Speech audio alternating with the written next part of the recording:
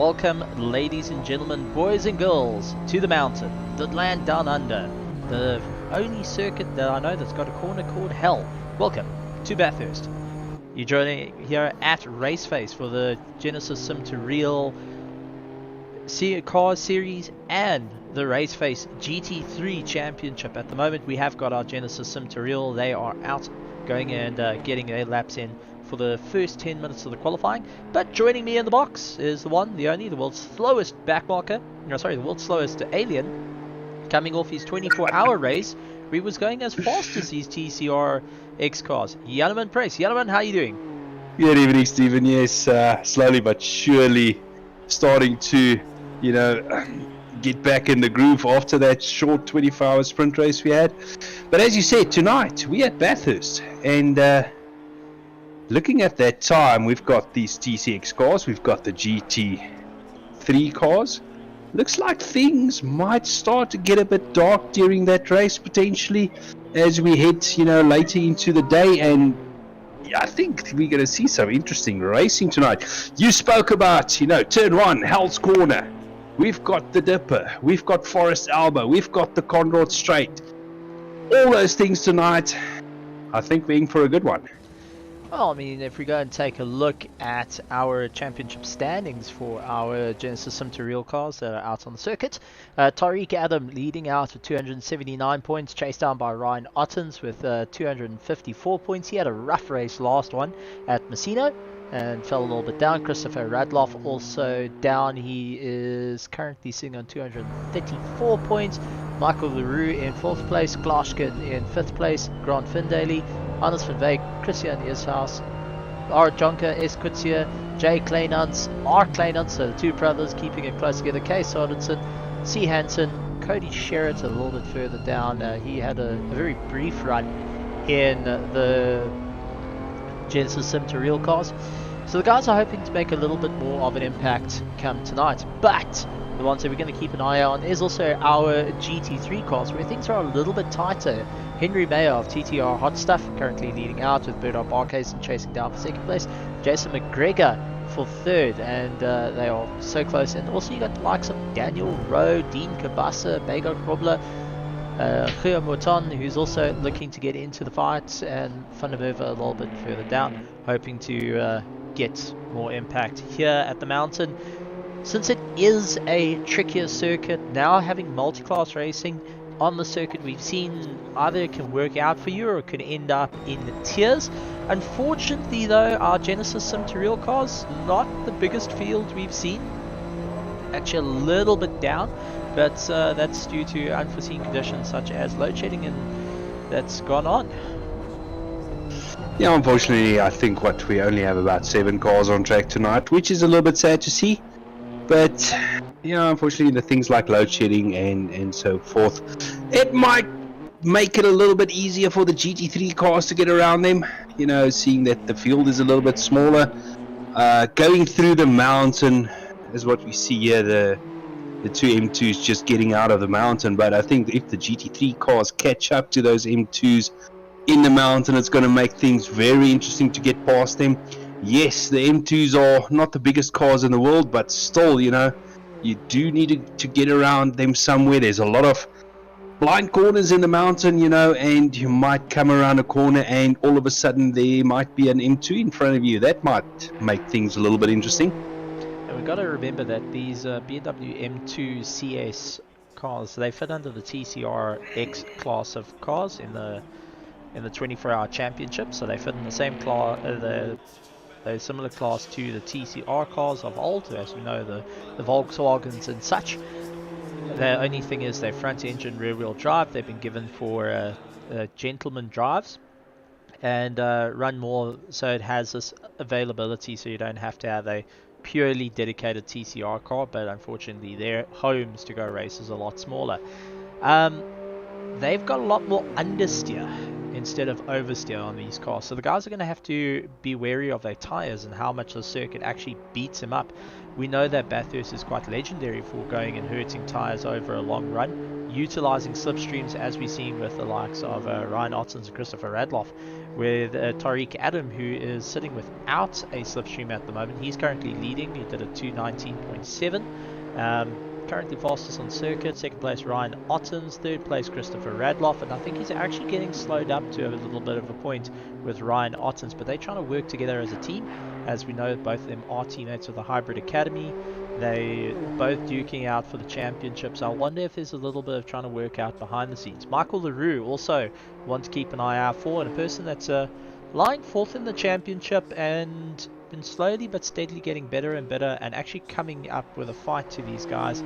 He did a 220.6, which is 0.6 seconds off Christopher Radloff in third place. Remember, he is not in a tow though, so he's just trying to do what he can as he maneuvers his way down the circuit. Grant Findley, you can never miss it in the Venaworks Racing. He's in the silver BMW M2 CS TCRX car, and he's getting chased down by Kurt Glashkin, who is making his way through, and then Ramona Jonker rounding out the field of our Genisus Sim2Real. But we've got to say thank you for joining us, ladies and gentlemen, here at RaceFace. Please make sure you hit that subscribe button and that bell notification icon. And we can't wait to see all the carnage that's going to happen tonight. Can you believe it? Round 7, Janovan, which means next week, that's it. All games on. Next week, the final round. And, you know, looking at this GT3 championship with Meyer sitting out in front at 250 points. Steve, if he gets a good race tonight, you know, do you think he might be able to wrap the championship up tonight in terms of the sprint series before we even move to the last round? I don't know. It's in the same spot as like Tariq Adam at the moment. He's got 279 points, and he's ahead of Ryan Ottens, who's got 254 points. Possibility of wrapping up the championship is there, but you can be sure that the rest of the competitors are not going to make it easy for them. Yeah, it's very difficult, and as we know, with Bathurst being, well, Bathurst, there's lots of undulations, there's lots of camber changes. With having the GT3s trying to maneuver around them, both GT3s and the TCRX cars are going to be pushed offline. So they're not going to be on the most ideal racing line going up and down the hill, which means tire management comes into play, boxing your competitor in, and well, you've got to say there's those lovely support rails as we see on our screen. I'd like to call them support rails. There's a couple of GT3s getting in position, just a little bit of contact. Ryan Otten's actually clipping the wall. That's it, the support rails, the wall. There is no room for error to make one move, so you've got to be so careful of how you're going to do it, how you're going to get these cars right. I think all our competitors tonight are not focusing on the championship, but focusing on trying to survive a very grueling 45 minutes, as Tariq Adams still in first place, Ryan Ottens in second place, and Christopher Radloff in third place. He's hoping to better his time though. Ryan Otten's actually coming into the pits, so he's going to be remaining in his position. Michael LaRue in fourth place, Grant Findley, Kurt Glashkin and Ramona Jonker. Those are your current positions. Let's see if Christopher Radloff might be able to get a little bit more time to get out of that third place. Dropping a wheel off. Now I think that's his done. And now we're going to start having our GT3s heading out onto the circuit. Something that you're a little bit more familiar with and got to practice it a little bit with around the circuit here at Bathurst. Yeah, I did a couple of laps. I think it was yesterday or so. Yeah, it's definitely a bit quicker than what I drove on during the weekend. But as you said, you know, Bathurst being Bathurst, it's an extremely difficult circuit to be quick on. If you want to be quick, you need to be brave and, you know, flirt with those walls a little bit, especially this dipper section they're going through, you know, onto this corner, as you would like to call the Bentley corner. See the Bentley signs on the wall. It also has a Bentley magnet that pulls you into the wall. Sadly, you know, you actually crashed a Bentley into that corner, if I remember correctly. Yeah, too many times. Let's not go back. I don't think my PTSD can take it. It's it's still the good old days when we used to race Bentleys on ACC. They're not around anymore. But it's tight, it's twisty. There's sections where you need a car with a very stable rear end that you can trust in order to be quick.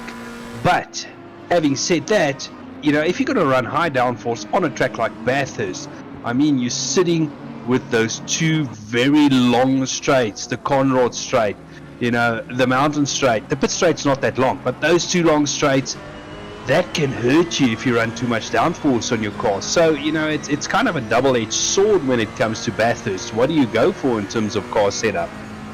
That's always the difficulty when it comes to things like this. You've got to try and find that absolutely perfect balance to get your car just right to ensure that everything is a-okay. And where do you go? And especially now having a mix of the multi-class racing, you've got to have a bit of trust in what your car does. As we follow Sujin Pillai as he heads up the hill, you can see the undulations of the circuit. Now he has to fight at the steering wheel to keep it all together. Now you have to be dead brave, keep your foot on the gas, no lifting. He lifts ever so slightly, just not to kiss the wall, which tells me he hasn't got as much downforce on that Ferrari, and there's a snap which we were waiting for, and that can lead to bigger problems such as clipping the wall just like that with a bit of damage. It is a difficult thing.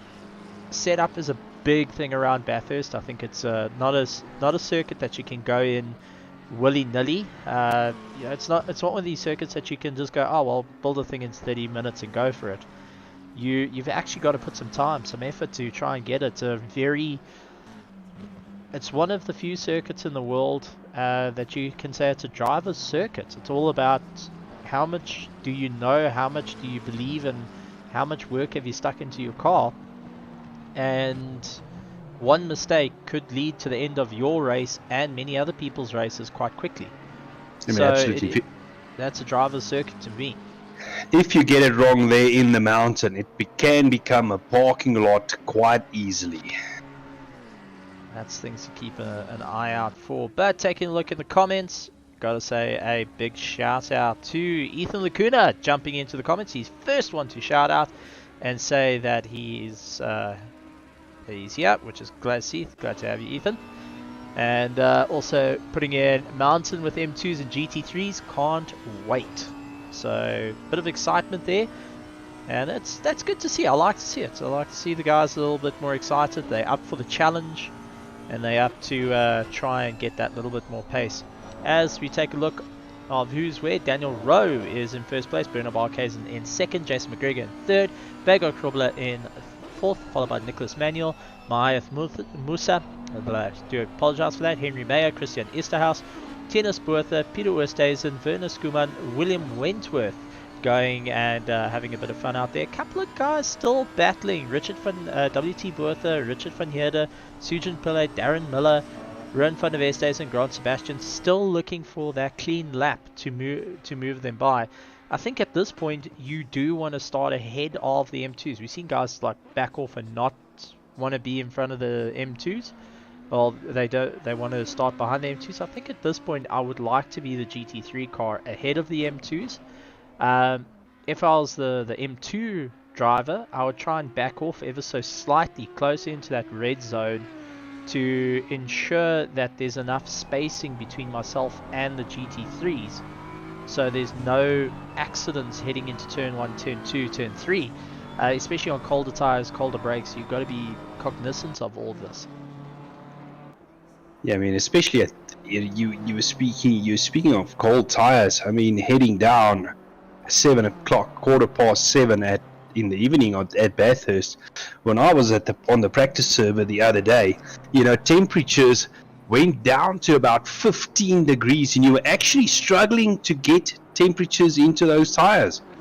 I'll take a look. At the moment they're battling with 17 degrees as their temperature, as their circuit and track temperature, so the guys have to be very cognizant of that. That is a bit chilly out there, and the guys are going to have to be mindful of what do they need to do to keep these cars on track, in the best condition, and able to move forward.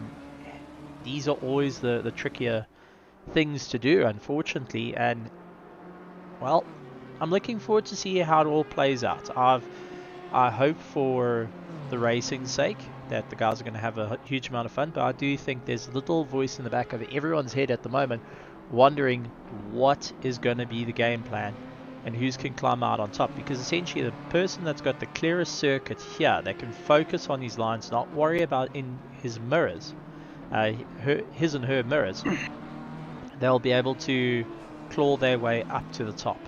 That's my firm belief, is you have to have that clear circuit to get it right. Yeah, and on a track like Bathurst, turn 1 is not the important one, because you got to hold the mountain straight ahead of you where other guys can slipstream. I think it's the guy that can head into turn 2 as they head into the mountain first that's going to have the clear-cut advantage come lap 1. That's it, and once again, big shout out to the person working in the background who's been helping us with the social media and also with the new pictures, to Mr. Deploy. Thank you very much. Gotta give him a little bit of a shout out there. I love the inclusion of the circuit and also our sponsors included in the circuit. Gotta say, it just makes it feel like each time it's a brand new fresh color. Yeah, makes it look pretty. Alright, as we wait for the guys to come through, let's take us through the field, gentlemen. Well, at this stage, we've got Daniel Rowe leading out the field in first place. Second place, Bernard Parkhuis, and then Jason McGregor. Fourth place, Bago Grobler. Then Meyer only making it up to fifth place at this stage, keeping in mind there's just under 2 minutes of qualifying to go. Then Esther Razor sixth. We've got Manuel in seventh. Musa making it up in eighth place. Pillay ninth. Oosthuizen in 10th. Then we got Maton 11th. Boerta 12th. And then Skuman 13th. Boerta 14th, Van Heerde 15th, then, be going on to, we still got Mayberg and Wentworth. We got in 17th and 18th before we go on to our BMWs. Got a bit confused there, so seeing all those BMWs all together, not realizing two of them were still GT3 cars. Well, some people might say the BMWs all look the same. I tend to disagree. The M2 CSs thankfully have a better looking nose than the GT3 car. They brought back the correct guy for the job to go and have those cars. Ah man, those big nostrils, they're just there to sniff all the fresh air from the front. Yeah, well, they can keep it for the road show. That's taking a look. Bernard Parkhuis in 0.2 up on his time, hoping to get a quicker pace. We watched him go through, as we saw, going through Hell Corner, now make his way through the undulations. Tim the cameraman though, still hard at work. Glad to know Tim's still around. We haven't got rid of him just yet for anyone that's there, and it's going to be a very, very interesting one to deal with. I'm sure he might also be dodging one or two kangaroos while he's up there in the mountain. They have been known to be spotted around Bathurst, making their way onto the track even sometimes. Well, that's one thing, it hasn't been carried over to Sims, and I've got to say thank heavens for that, because imagine dodging wildlife well in a race. No, thank you. Yeah, imagine driving along and says, oh, here's a wallaby. Yeah. Hey, there's Jack the kangaroo. Let's see if we can make him pass. Alright, taking a look. Daniel Rowe still up in first place. Bernard Parkhuis trying to get a little bit more pace. He's 0.2 up. Is it going to be enough though? Nicholas Manuel has made his choice to stick in third place after they coming across the line. Tim the cameraman just trying to play a little bit of catch up at the moment around this difficult circuit. Let's see. Bernard still 0.2 up. Another person that's up is Juan Mouton, who is 0.3 up on his time, just ahead. And he is looking to try and move out of that 12th place. 13th place at this point. As we've got guys a little bit quicker coming by. Let's see, will it be enough? Coming to the line, foot flat, moves up into 11th place. So he's just done it. Bernard Parkhuis now making his way through. See if he's better this time. No, going to be hanging it in second place. WT Boerta, though, is 0.5 up on his time, which is a big jump for anyone that's doesn't know the world of sim racing or even racing in total. Getting 0.5, half a second up is some considerable pace that he found somewhere. Maybe coming down the mountain, maybe going up the mountain. He's up 0.6. He needs to get back onto that throttle as quick as he can. Dropping down, but moves himself into 14th place. So that is it for qualifying. That's it. And Daniel Rowe taking first place. Bernard Barques in second. Nicholas Manuel in third. Bago fourth. But looks like Mayo, our championship leader, down in sixth, is in for a little bit of a rough ride. Yeah, he's gonna play a bit of catch up. So at this stage, anything can still happen. In terms of trying to wrap up the championship tonight, he's gonna have to have some serious good luck on his side tonight if he wants to do that. As we see all the cars lined up, and they're going to be staring directly at turn 1, also known as Hell's Corner. And we actually found out from our moderator that's currently with us that Hell's Corner got its name because there used to be a tree growing in the middle of it. And the guys used to go slamming into a tree, or the motorbikers used to slam into a tree. So, yeah, glad they got rid of the tree and gave us a little bit more runoff. Thanks, guys. But still keeping the name. Just taking a look, Ethan Lacuna saying, would be insane, dodging all the walls and the kangaroos. Yeah, just a little bit, Maybe you run into a sloth or two. They'll slow you down. That brings a whole new meaning to it. How did you pick up that front end damage? I hit a wallaby. Yeah, so here in South Africa, it's around the world. It's very common to run into birds flying across, but if you start running into a bit of a heavier game, it may make life a little bit more interesting. Maybe some fresh biltong on the circuit. But I know that we might get chased away by some hardcore and others for that. So let's move on to our race. Daniel Rowe in first place, Bernard Barkhuizen on the outside. Do you think that's an advantage for him to be on the outside heading into turn 1? Or do you think Daniel Rowe being in first place is going to be the better point to this?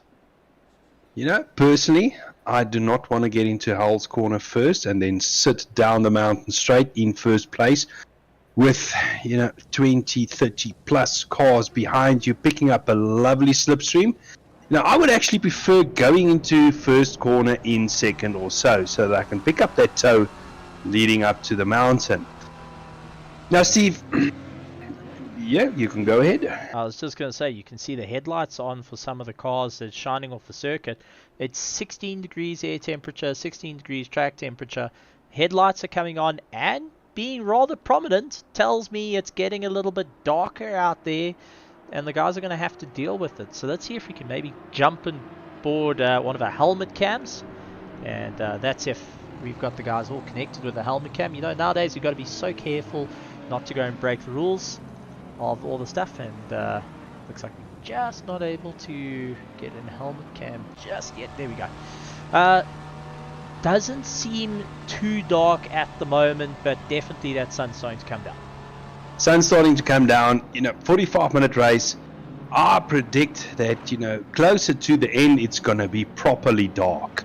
Then we're approaching 9:45 Sim time.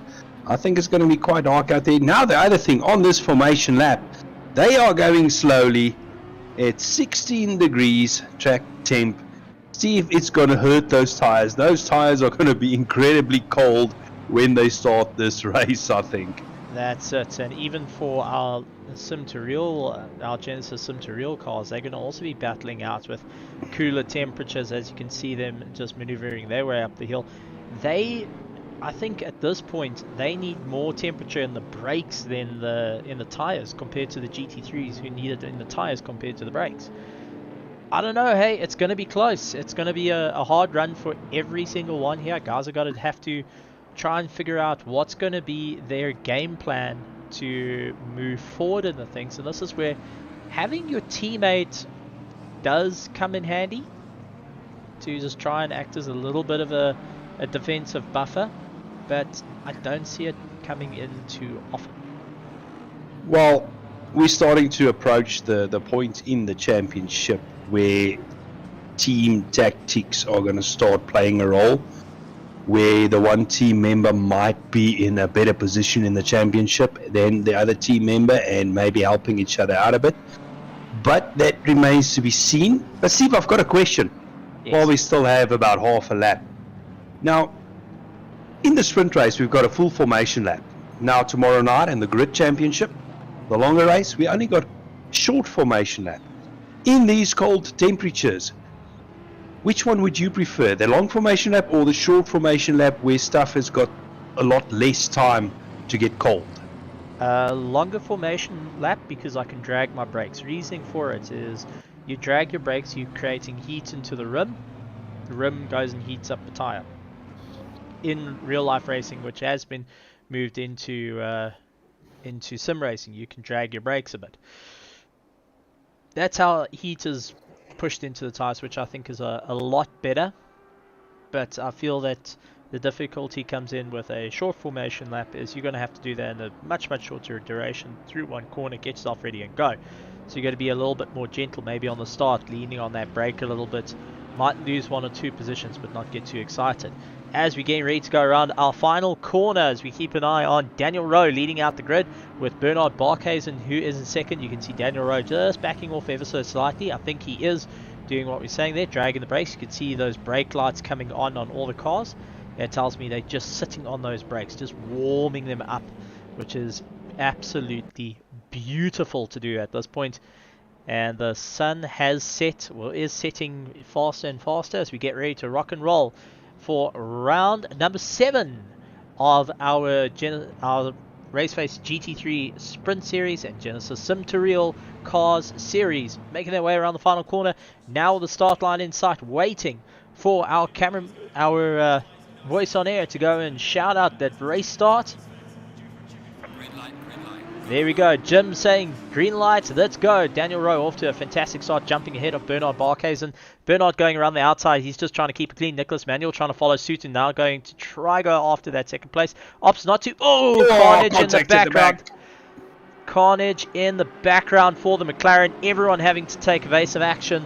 And that's also had our Genisus Sim2Real cars now making their way past and trying to see who exactly that was. But that looks like it's Tianus Bertha who landed up in that unfortunate accident in the background. But take a look back up to our front, Bago Corbler now trying to get the jump on Bernard Barkhuizen. Contact between the two, unfortunately. So that's Nicholas Manuel who went after Bernard and just running out of space as the guys made their way up the hill. Christopher Radloff, he's in a bit of a tussle. He actually lost out a bit of time off that start. Now he's going after Kurt Glaschken, who's going and making a quick defense around every which corner he can. But it looks like some of these cars early on suffering some early damage here at Bathurst. And that's going to absolutely hurt you in a sprint race. Remember, there's no pit stops to play with.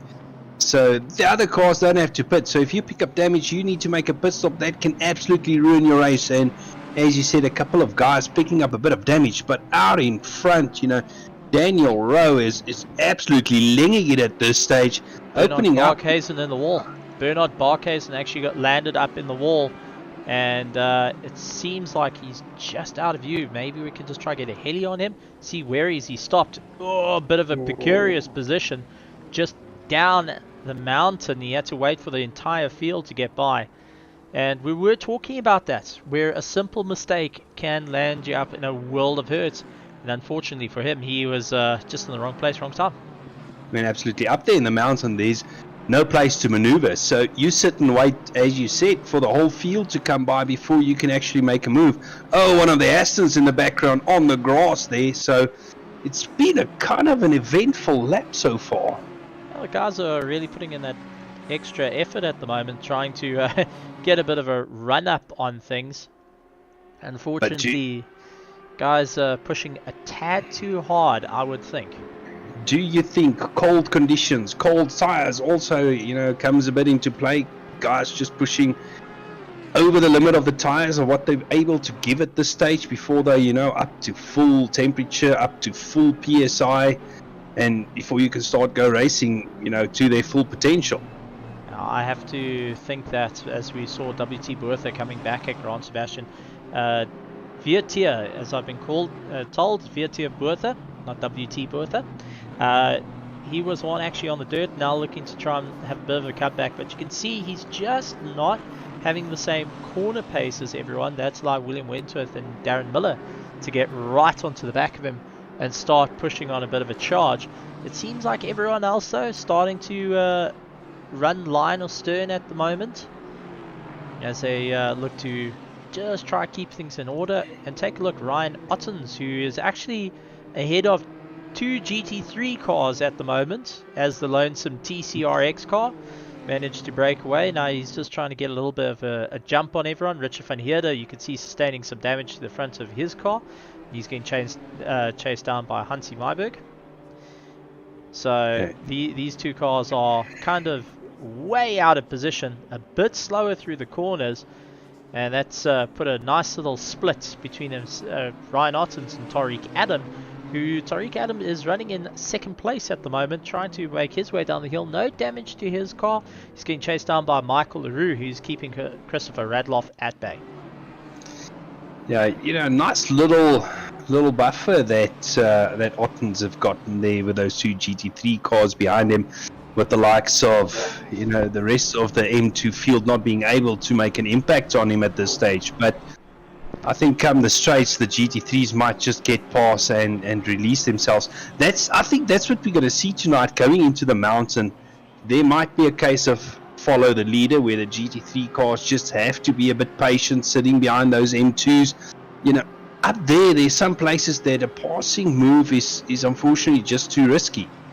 Well, that's where you got to weigh things up. Unfortunately, there's not many places to pass. The only thing that you can do at this moment is just lay on the pressure, hope the guy makes a mistake, and it's in a part that you can get by reasonably easy. The best thing you can ask for is the guy to skate the wall a little bit, just to slow him up 2-3 extra kilometers.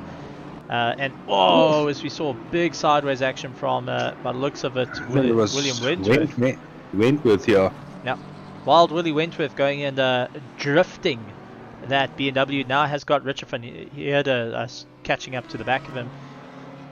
So actually that wasn't Richard van Heerden. I think that was Tienus Botha that actually clawed up onto the back of him. Tienus Botha is actually a lap down. He was part of that monster incident on the start, so he's really out of position. The TTHR, the Team Tryhard Racing Cheese Puffs car, I gotta say I love that name, going and chasing after someone that's out of position. So he's trying to unlap himself at this moment. So I think the best thing you can do is follow in tow, try and let the guy pull you along. Yeah, unless you are a lot quicker than the car in front of you while you're running out of position, you know, try to get past maybe on the straight, use that tow, get past and carry on your merry way. But a couple of guys' races have been, you know, ruined up at the start, and a couple of guys running out of position, so they're trying to claw their way back. It is difficult trying to claw. As we see Pillay running a bit wide. I love running wide at that last corner and flirting with that wall a little bit. You know, that's my forte, as Pillay did there. You've got to be so careful with it, as it can work in your favor. You can get a lot of speed, but at the same time you can land up in a world of hurt quicker than you can think of. And that's a couple of things that guys got to be so cautious of. We've seen guys just ever so slightly touching those walls and landing up with a small bit of damage to their cars, and it's slowing them up a bit of 2-3 kilometers. Back up at front though, Bago Krobler into second place, Daniel Rome first. Nicholas Manuel has been on a bit of a charge, getting up 0.5 of a second behind Bago Krobler, doing everything he can to try and get past the likes of Bago, but just not having too much of a fun time, unfortunately, as they make their way through. Yeah, you know, I think it's still very early in the race. The guys are still finding their feet. With these cold temperatures, they might actually still be struggling with, you know, tires that are not up to temperature. I struggled for a huge amount of laps trying to get the tires where they should be. It does not take, you know, under normal conditions, it takes about 2 laps to get your tires up to temp, up to pressure, and then you're good to go. But I struggled for more than 5 laps the other day to get my tires to where they should be. So, and the problem is, in these cold temperatures, if you lose a little bit of pace, those tires drop off very quickly. Then you need to start all over again trying to get them up to temp.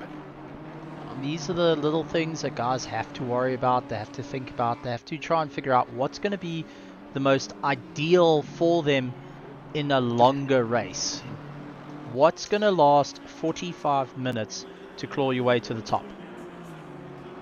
The other thing, as it gets later in the evening, as it gets darker, that temperature is going to drop even further, complicating your whole tire situation even more. And obviously that's something that the guys took into consideration at the start of the race. What might be my starting temp and end air temperature, and maybe starting more at the top of the range of the working pressures of these tires, because they might drop off a bit, as we see one of the polystyrene. Werner Skuman there. Actually hitting the wall, and I think his tail stepped out underneath him and landed up with a bit of a problem. Let's see if we can actually jump back about 10 seconds, or roughly about 30 seconds. Let's see if we can try and see what exactly happened to Tim admiring our cameraman Tim admiring the leaves there. Yeah, and here we go, Werner Skuman. Yeah, looks like his tail might have stepped out. He just clipped the wall on the inside. And you can see already losing out about 6 positions by that time, as that's definitely not the way that he wanted things to play out for his race. Also, looking at the front of that BMW, it has got a good amount of damage onto it that may need a pit stop with a bit of duct tape needed. A bit of Sonoda work, I think, is there. Just taping it up and sending it on its merry way again. I'll take a look. Another closest one of the close battles. Tariq Adam, our championship for the Genisus Sim2Real, going after Ryan Ottens, and both these guys have been slugging it out. You can see Ryan Ottens not making it any easy for Tariq Adam as they make their way through. Gotta love this little bit of straightaway here, up, down, left, right. It's all about trying to carry that momentum, just dab on the brakes, not too tight though. You don't want to hold too much of a tight line. Try and claw your way through, and you can see the light shining off the sides of the circuit as they make their way up. Tariq trying to go for that inside line and hold a tighter inside line. That didn't work out for him, but still putting a substantial amount of pressure on Ryan Ottens, and it just takes one mistake from Ryan Ottens to lose that extra 1 or 2 kilometers to bring him back down the field, who at the moment he's been running pretty. He had 25 seconds on the rest of the guys. Now has to deal with the likes of Tariq Adam, 0.3 of a second behind. Yeah, and what I love about these smaller cars, and I don't know if the viewers can see that, they're able to run a lot more closer together through this mountain section than what the GT3 cars can normally do. But coming down the mountain now, and as they go onto the Conrod straight, Tariq Adams, he's going to try and get to into that toe down this long straight. And Ryan Ottens is going to do his absolute best to try and keep him out of that toe without weaving over the track too much. Now, trying to hold a decent pace at this point and slug it out. Remember, these guys are going for the big prize of the all-season paid drive in a Toyota Yaris GR. And I'm sure that's what anyone wants. Oh, Ryan Ottens actually going off into the dirt. Going and out-braking himself. That's allowed Tariq Adam to come by, and Ryan Ottens unfortunately having to lose out that position. Tariq Adams was he saying thank you very much, flashing the lights there, being a bit cheeky, and looks to get a little bit more of a jump away from his championship rival. Yeah. Moving a little bit further down though, Grant Findaley, he is onto the back of Kurt Gloshkin. These two drivers we don't get to talk a lot about, old Gloshkin and Findaley. But they've been in quite a slobberknocker of events with one another and in the championship, hoping to move a bit more further up. And if we take a look, I mean, Grant Findaley currently sitting in 6th place, Gloshkin currently in 5th place today. Not fighting for the top 3, they're not fighting for the prize, but you know what? They're fighting for just outright pure pride at this point. I mean, absolutely. There's still a place in the championship to be made, and looking at that, Mike LaRue, not too far up the road, so if they can catch up to him, it will make this a nice little 3-car battle. Turn it into well, let's make sure there's no OnlyFans account. And a 3-way. Look in the background. Our GT3 is now starting to close down. There is the likes of Daniel Rowe. He's actually caught up to one of our real back markers, which is, I think, Jason no, it's not Jason McGregor, it's Richard van Heerden, who has now got to step out the way for the likes of Daniel Rowe, who is not hanging about at this point. He's caught right onto the back of him, trying to look by, and you can see nowhere to go, has to try and settle down at this point. He's got a 3.6 second gap, but it's not enough to... I wouldn't be far too comfortable knowing what he's got ahead of him as a train, and Bago Crawford closing by, knowing that Bago is going to be able to get them on the straight. Bago's rubbing his hands together. Daniel Rowe trying to go a little bit late on the brakes down into what I call the Bentley corner, gets by a GT3. Now it's all about putting your foot flat and blast past these cars as quick as possible, threading the needle a little bit. Grant Findaley going to the outside. He's busy saying, no guys, you're going to have to try and get around me. Breaks him out of the toe ever so slightly as they claw their way through, which is, I mean, it's going to be a huge fight. Bago Krobler now trying to make his way through, and just making a nice clean pass there, and he's got the likes of Nicholas Manuel now has to get past all this carnage as well, and he's not going to have the luck of the big straightaway to do it. So gets past Grant Findaley. Now looking after trying to get around Glashkin. Looks like he's got around Glashkin, but that has allowed Kirk Glashkin to get a little bit more drive. Grant trying to come back at him. Grant's actually losing out, so Grant landed up in the dirt. What happened to him? And yeah, just going too wide. Ow! My favorite corner. And a bit of a nose into the tires, and there's the damage. Now, Steve, on that lap, Daniel Rowe actually lost about 4 seconds to Bago Grobler, because he caught up to the M2s in the mountain. And you know, stuff like that can actually play a big part in this race. You know, you can build up a huge gap, and all of that can be taken away from you, you know, in the question of a third of a lap. That's at a blink of an eye, and as we saw from Daniel Rowe, had to do some risky moves to just try and put some spacing in between them.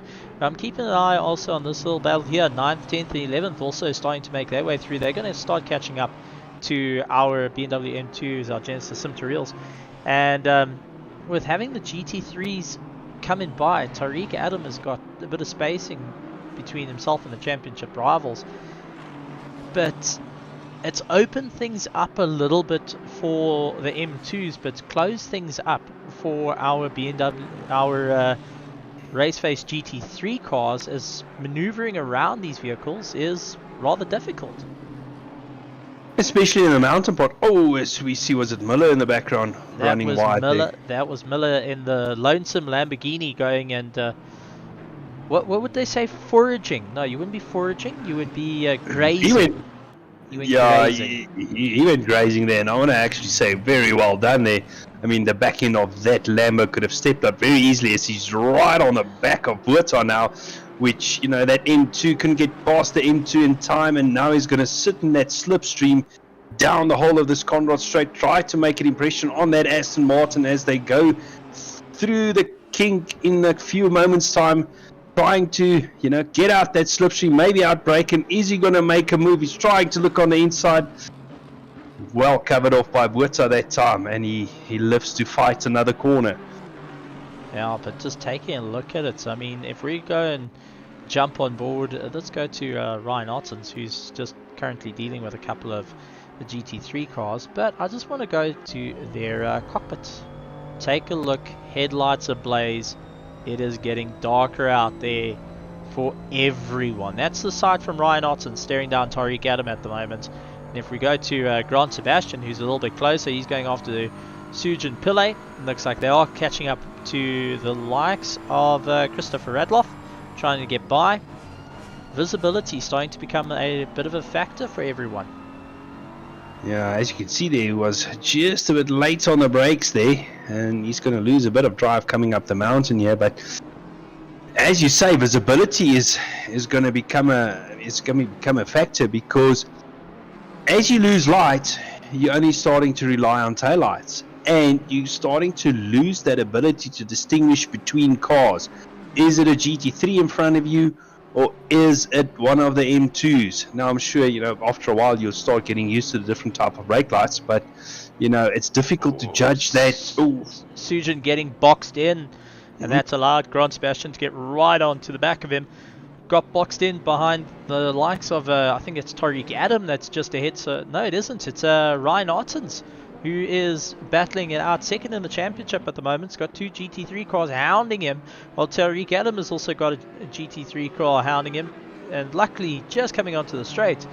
But that has not helped Sujin Pillai's effort and allowed Grant Sebastian to get right up behind him, pulling in tow, now heading towards the kink, both on the inside line, hoping to try and get by. You can see Grant Sebastian really bump drafting Sujin at the moment. Tries to go for the inside. Sujin cuts him off, saying no thank you, that's not going to happen.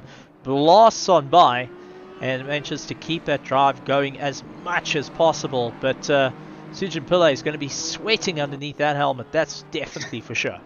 Yeah, but Sujin was helped out by those M2s down the Conrad straight, because Sebastian couldn't make the pass because there was an M2 on the left-hand side. So that actually helped Sujin out a little bit. So these are the little things that guys have to be so aware of, especially around the circuit. And as it gets darker, guys are starting to make more and more mistakes, because just ahead of them, Christian Easterhouse in the Audi, the SRC Audi, as we saw, dropping a wheel on the dirt, trying to keep it all together. And just take a look back to our Genisus Sim2Real car. Ryan Otten's trying his best at the moment to catch up to Tariq Adam. He was getting closer and closer, but unfortunately having these GT3s put a bit of spacing between himself and the likes of his championship rival. Ramona Jonker, who's actually come into the pit side, I think he sustained a bit of damage during the course of that one. And Jason McGregor in the Audi that we usually... Not Audi, the Honda that we usually see doing so well, a little bit further behind, sitting in 22nd position. Who has to get past this man over here, Grant Daly, who is in the TCRX car, also riding with a damage. You can see a bit of a lift on that nose. He's definitely driving through some very difficult times at the moment. If we jump aboard to his helmet cam, you can see just how much he's having to lift. Yeah, just can't get that car to turn in as much as he wants. Allows the GT3 to come out. I was looking forward to a nice battle for position there. Yeah, power to weight ratio I think was slightly too big. Just a couple of 100 horsepower difference, and a couple of kgs difference between them. I mean, Finley didn't even defend. With that amount of damage, I wouldn't even bother defending. I would be focused on keeping going, because at the moment he's been doing a good job keeping ahead of Romano, who we saw in the pits. Yeah, and hoping to just try and get a little bit closer to Kurt Glashkin. Now Jason McGregor has to go after Glashkin and Michael LaRue as he starts to make his way through, gets past on the straight. But Janneman, that darkness starting to roll in a lot faster than we thought. It has now gotten... Well, it's all gotten a little bit darker out there. It's 27 minutes past 8, and you're relying on your headlights and hoping that the guy you don't see reverse lights at any point. Yeah, I'm predicting in the next 15 minutes, by about 8:45 sometime, it's going to be totally dark. Steve, just quickly want to touch on something of McGregor. You know, because he's out of position, one thing we need to keep in mind, the M2s are not going to get blue flags for him, because he's actually racing them for position, which... you know, might make his life a little bit difficult getting past them sometimes. And, you know, because they're not getting the blue flag, you know, some of them might not be watching their rear view mirrors all that often. So it's interesting racing like that when you're out of position this far. That's also absolutely nerve-wracking.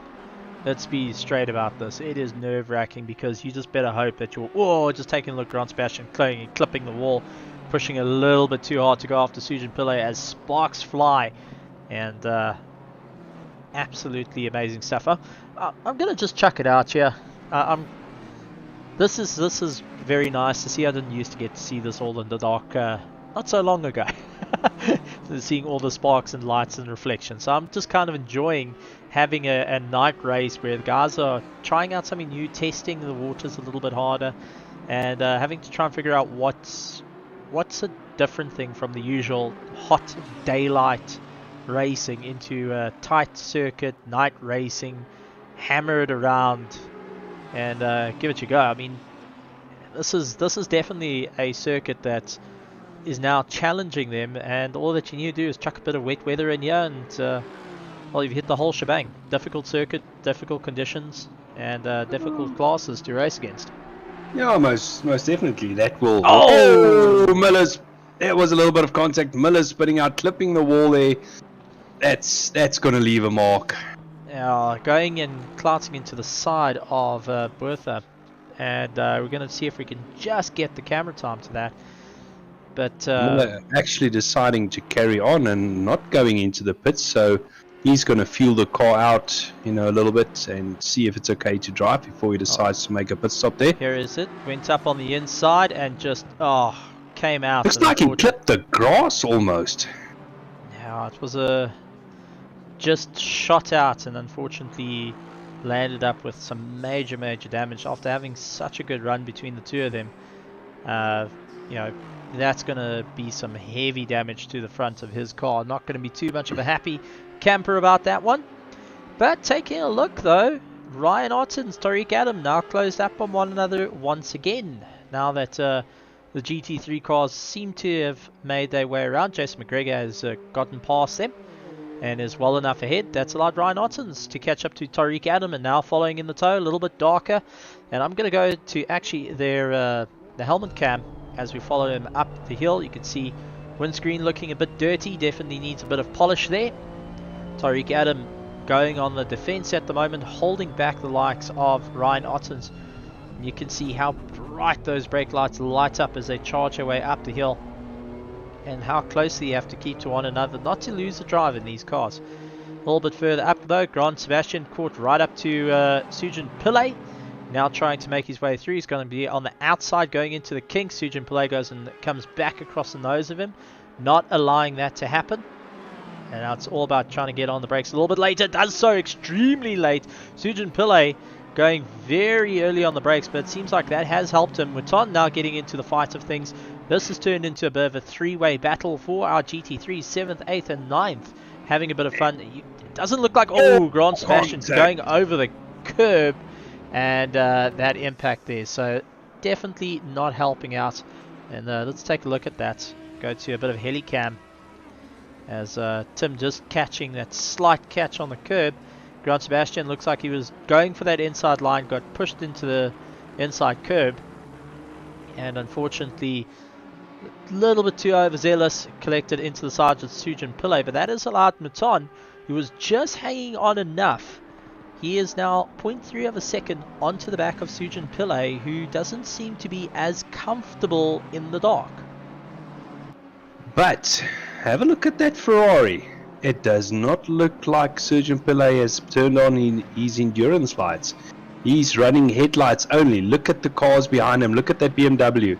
It's got a lot more lighting on the front end than what that Ferrari's got. So, question, has Sujin Pillay turned on his endurance lights? I think at the moment he's got his standard headlights on, not his enduros, which will keep him out the rulebook in terms of not being not racing without lights. But it is going to be a significant... You see him catching a tank slapper, mid-engine tank slapper right there. Quite famous amongst anyone that's got mid-engines.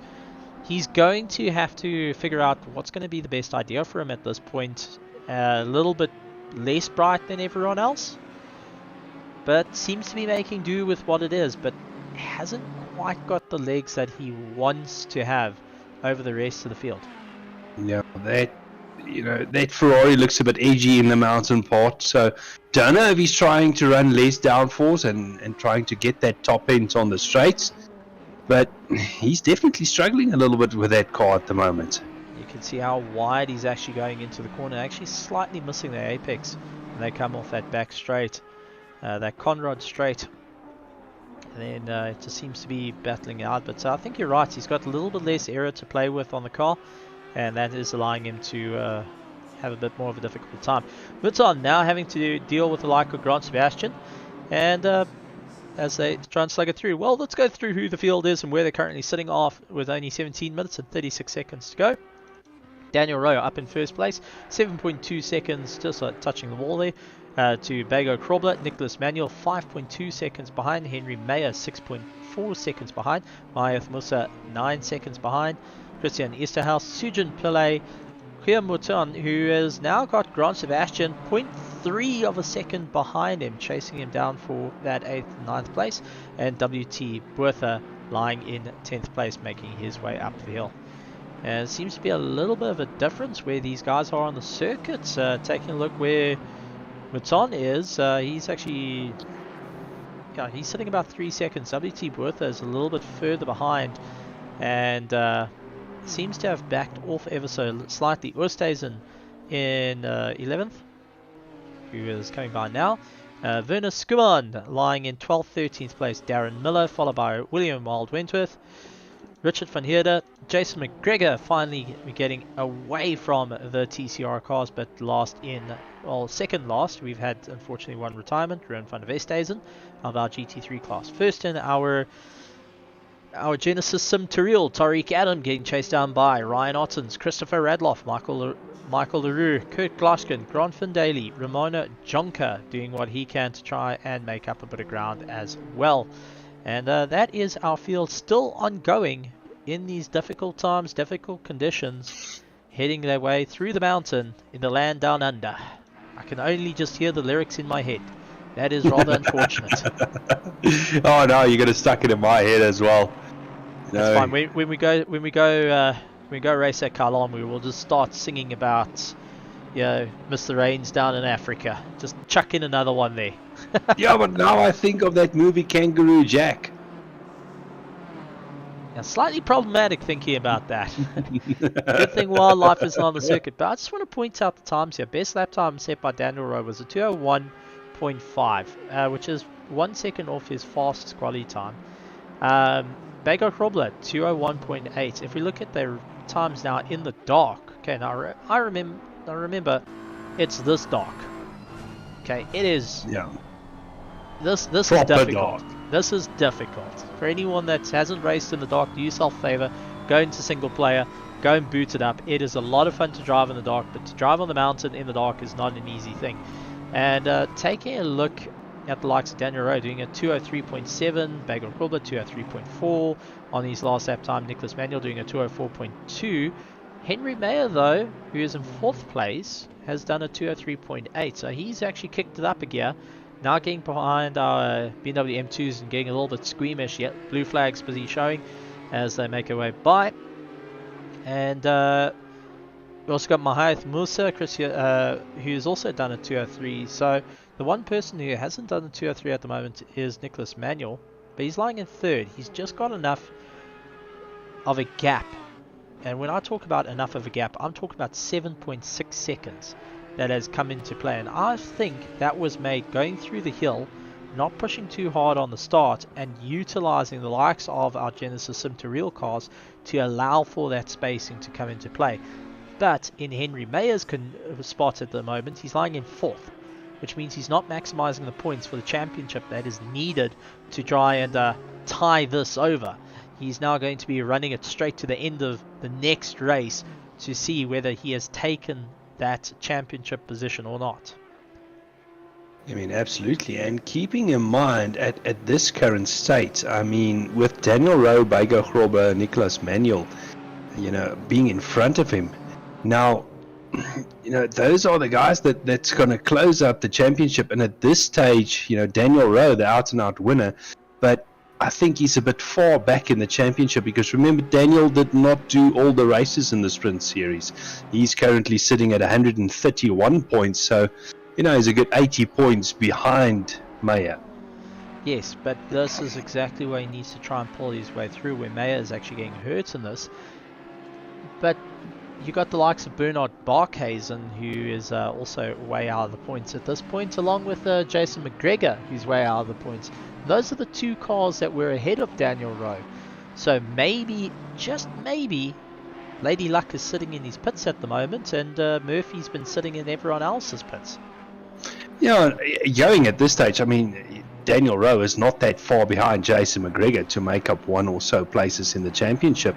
So at this stage, I don't know if Mayer is that much concerned, but the likes of Barkhuizen and so forth needs to be concerned about this late charge in the championship from Daniel Rowe.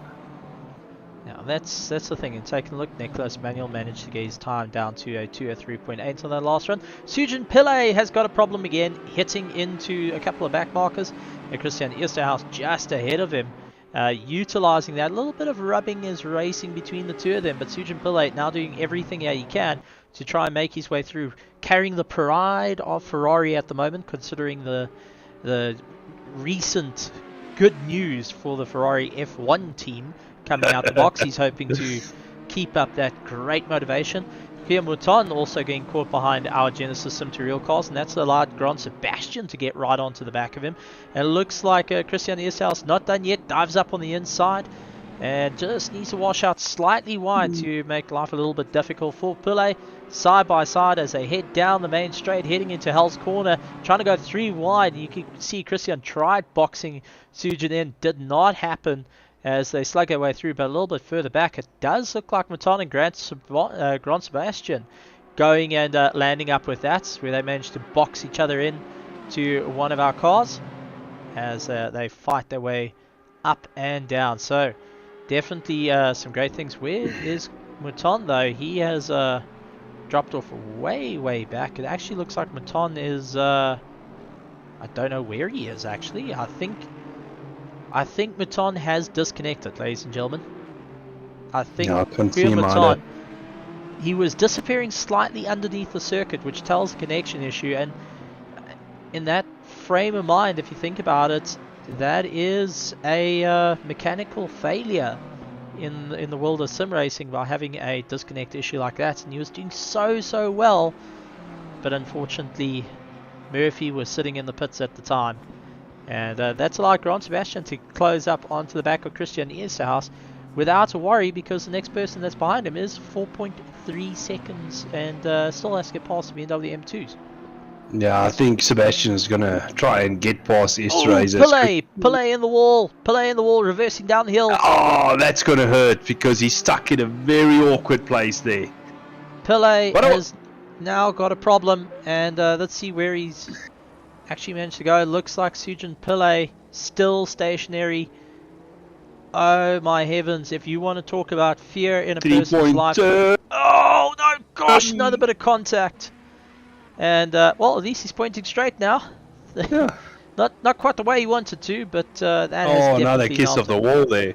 Oh, so I think he's sustaining quite a heavy amount of damage, but we just wanted to see where he stopped and how much space there was to play with. And looking at it, there wasn't any. As soon as he moved forward, anyone coming down that hill can't stand on the brakes hard enough to go for it. So they can't go for that pass. It's a blind corner, Steve. As you come around the right hand, I mean, you can't see the Ferrari until it's too late. And, you know, there's not enough time to react to it, unfortunately. So contact was actually inevitable there. And that's definitely not helped out his race, dropping down into 9th place, where he's got Christian Esterhaus, who is holding that 7th place, going after Grand Sebastian in 6th place.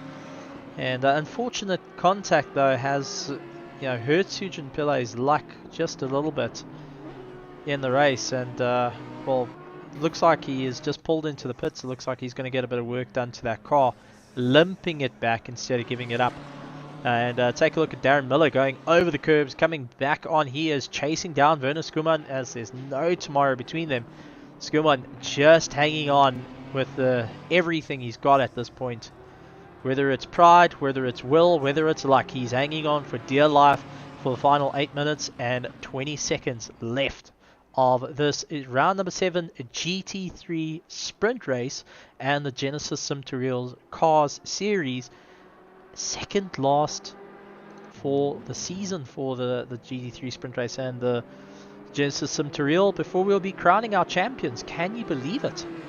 I mean, these races go by so quickly. I mean, 45 minutes, you think it's a long time until you start racing, and all of a sudden there's less than 8 minutes left.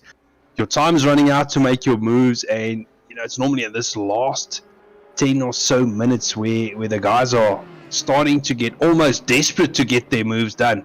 As we see this battle between Esterhazy and Buerta behind him, things gonna, or not Sebastian and Esterhazy, things are gonna get interesting, I think.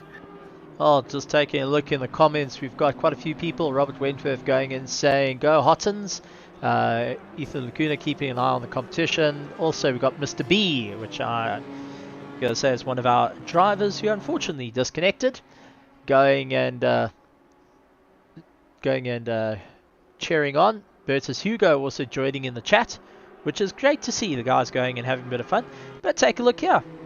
One little driver we haven't spoken too much about this season, Kirk Larkin, right onto the back of Michael LaRue, keeping a good tow, 0.5 seconds behind, and has been trucking along despite everything going on around him. He's been on a hard charge to claw his way back up through the field, hoping to get into that top 4.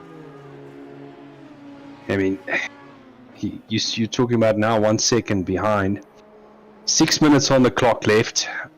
If Glashagen, plays his cards right, just sits in there and not get the GT3 cars to interfere too much, he can still make a move here and gain that position back. That's where the difficulty comes in, but it looks like everyone else has tapped off a little bit and they've got some space amongst one another, and this is our closest battle at the moment of a second. Everyone else closest is about 2 seconds, 3 seconds.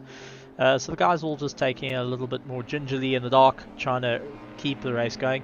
I think it's reached this point of how much risks are you willing to take for your championship in these conditions, or are you going to take the position that you finish in now as a positive and square your mind up going towards next week's race, which it would be the final round of the RaceFace GT3 Sprint Series and the Genisus Sim2Real Cars Series, which was being their first season. Are you going to rather put your hands in your pocket for this one and say, listen, I've done what I can, but I'm not willing to risk it to break it, take the points that you've got and do better next time and go chase the guys out? Or are you going to stick a leg out and hopefully get a bit more of a run on everyone? Well, personally for myself, if you're in a position where you're not going to gain a position unless it's due to bad luck of somebody else, I tend to go into the mode where I think it was Doe said, don't stuff up. You've got 5 minutes basically left on the clock, just bring the car home. You need to do at most 3 more laps, so just try and stay out of those walls and bring it home. Yeah, and you got to also remember of how much damage these cars have sustained. As Jason McGregor now limping his way around, I'm guessing he's had a bit of a difficult run as well, and that wasn't too far along. It looks like, yeah, he might have just clipped the wall ever so slightly, putting a wheel out on the dirt. But the guys having to try and figure out what's going to be better for them in the race, where you want to put it. And for me at this point, is risking it for the biscuit worth it?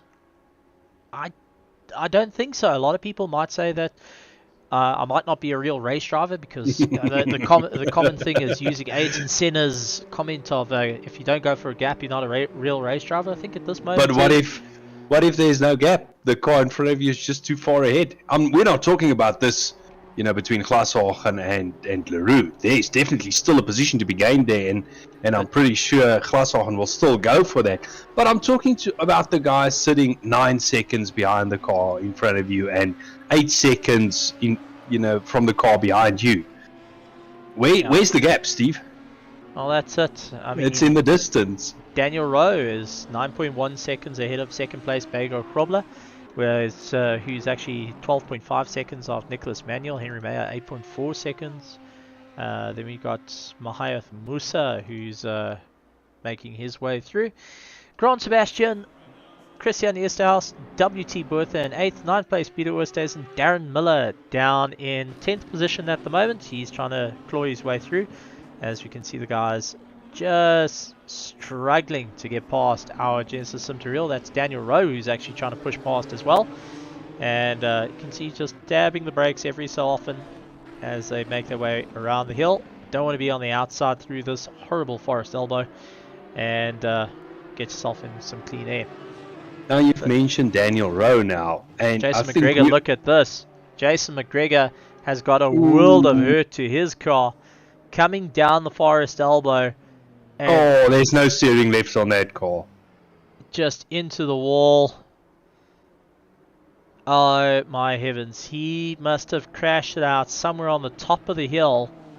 And that has just hurt him so severely. He's doing everything he can to limp that car around. But that Honda is crying enough. Oh, jingos. I mean, yeah, I think she's broken. Yeah, no, it's definitely looking a bit second hand.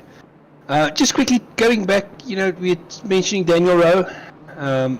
I think we all know Daniel Rowe. He only knows one pace, and that's flat out. So I don't think he's gonna, take it any easier the remaining 2 minutes of the race. But going back to this little battle of Glashagen, they still not done. There's 0.6 of a gap there. So they still have a lap or so to try and fight it out. Yeah, Tim the cameraman also struggling in the dark here as he tries to do it. See, Ryan Ottens has actually landed up getting a bit hurt. Ryan Ottens definitely got hurt somewhere, as we saw one of the GT3 cars just waiting out for him. And I could be wrong, but I think Ryan Ottens has got damage on his car on the nose. Yes, that bonnet is lifted. Yeah, very difficult to see in the dark exactly how much damage there is. There you can see the crinkles on the bonnet cam, and you can see it's just not working with him at the moment. So unfortunately, by the looks of it, he had a run into one of the GT3 cars, which has actually hurt him really badly and knocked him out of contention for going first. Fortunate enough, 44 seconds left on the clock. I don't think Christopher Radloff will catch him. Christopher Radloff is 22.5 seconds behind, making his way down the forest elbow now. But the guys all running into issues. Peter Oosthuizen, also same thing, landed up with a bit of pain as he is limping his way around with not much time left on the clock. Darren Miller had to slow up quite severely behind him. But this race over here has just turned into a last couple of corner sprint. And this is Kurt Glushkin and Michael Leroux going after one another, looking to go side by side. Kurt Glushkin trying to go on the outside of Leroux. GT3 is now looking to come into play. Guys, it's making a 3 wide through here. It's not going to be handy. You're going to have to come off the throttle. Looks like Nicholas Manuel is now trying to get a bit more involved. Kurt Glushkin not giving up yet. And goes over Michael Leroux's nose, swings it back though, and both of them land into the wall. Both of them into the wall with a severe amount of damage. Pushing far too hard, but it looks like Michael Leroux just able to get going a little bit quicker than Kurt Glushkin. Hasn't got as much damage as Kurt. Kurt's actually having that flickering, those headlights not working with him. The winking headlights. That's it. But first place does go to Daniel Rowe. Bego Krobler in third place. Bego Krobler taking second. Nicholas Manuel taking third. Henry Mayer in fourth place. Mahath Musa taking fifth place. Sixth place is going to be Grant Sebastian after a up and down way through the cards. Seventh place is Christian Isserhaus, followed by WT Bertha trying to do everything he can with 1.3 seconds left on the charge. Is he going to have it enough? And no, Christian, no, please don't tell me you're starting to run out of fuel. Christian looks like he has backed off. Bertha lining side by side as they come across the line. So it looks like, they just wanted to give it a photo finish there. Christian ahead of WT Bertha. Darren Miller finishing up in 9th place. 10th place, William Wentworth. Peter Oosthuizen in 11th place. Richard van Heerde in 12th, Sujan Pillay finishing up in 13th. First of our Genisus Sim2Real, though, still needing to come take the flag is Tariq Adam. Jason McGregor, Werner Skuman, 15th and 16th. And they are at the back of our GT3s, along with Rian van der Westhuizen. And unfortunately, we also had one disconnect this evening. But Tariq Adam putting in an extra bit of time and some good points to his championship. Ryan Ottens finishing up in second place. Christopher Radloff in third. Michael Leroux in fourth place. Kurt Glushkin, followed by Ramona Jonker and Grant Van Daly coming across the line to take the checkered flag. Wow. What interesting a race. Yeah, it's the dark came into play and we saw guys, unfortunately making those mistakes. I think it's just a case of losing visibility and that forced the mistakes. You're not able to see as clearly as you are able to see during the daylight. And that's unfortunately the case, but I think Tariq Adam has just done enough to secure his points in the championship. He's going to be happy with that. With only one round left, it's going to be all eyes on this man to go and take a clear one run of the first ever season of the Genisus Sim2Real. Well, Gentlemen, as you said, the dark came, it had its fun. The cold came, it had its fun. The multi-class racing came and had its fun. What a evening it's been, ladies and gentlemen. Thank you very much for joining us. Make sure you hit that subscribe button, hit that bell notification icon, share the link everywhere. Go and share it to your mates or anyone that can listen or anyone that can see, because you want to share this far and wide, as there's lots to come, and especially coming on to next week, air is going to be really interesting, as we're going to be closing up the championships for the round number 8 of the RaceFace GT3 Sprint Series, along with the Genisus Sim2Real. My name is Stephen Koenig, and Janneman, anything closing from your side? Looking forward to tomorrow night. Longer race. If tonight's anything to go by, I think tomorrow night in the dark certainly got to get interesting. We've seen a lot of mistakes tonight. Will the guys learn from that and take it into tomorrow evening? Will they be a bit more careful? That remains to be seen. Alright, ladies and gentlemen, and while I go and sing karaoke, we'll leave you be. Enjoy the rest of your evening. Have a great one. We'll see you next time. Right here, same time, same place, here at RaceFace.